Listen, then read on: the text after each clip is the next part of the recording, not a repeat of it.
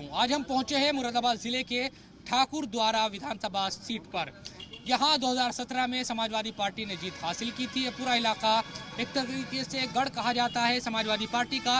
लेकिन 22 में क्या होने वाला है, किस तरह का मिजाज यहां लोगों का बन रहा है, किस तरह के कामकाज यहां पर हुए हैं, आवाम की राय क्या है, इन तमाम चीज़ों को आज देखेंगे, लोगों का मन टटोलेंगे। तो चलिए मेरे साथ, आपको दिखाते हैं विधानसभा का पूरा हाल।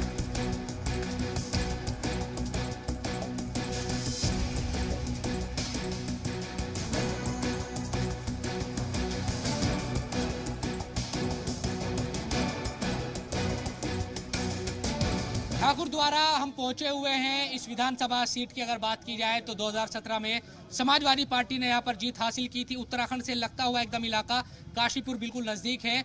और तमाम जो ठाकुर द्वारा के लोग हैं वो हमारे साथ मौजूद है, पार्टियों के समर्थक भी है। उन्हीं से बातचीत करते हैं कि दरअसल यहाँ का मिजाज क्या है, माहौल क्या बन रहा है।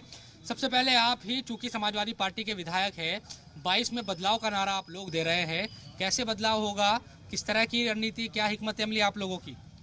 बदलाव जो है वो पूरे प्रदेश की जनता करेगी और आज की तारीख में पूरे देश की आवाज़ है और पूरे प्रदेश की आवाज़ है बदलाव।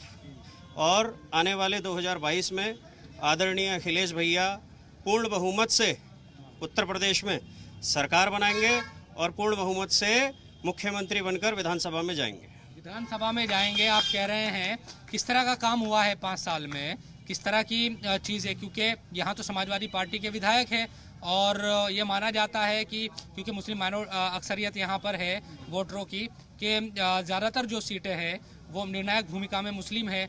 कैसे आप लोग लुभा रहे हैं, क्या किस तरह की चीज़ है? असल में यहाँ पर जितने फर्जी मुकदमे लिखे गए हैं, जो हम विधायक जी की बात करते हैं, जो वर्तमान में विधायक जी हैं, तो हम ये चाहते हैं कि यहाँ पे जो टिकट 2022 का होना चाहिए, ऐसे प्रत्याशी को होना चाहिए सपा समाजवादी पार्टी से, जो रात को 12 बजे, दिन के 12 बजे काम आ सके।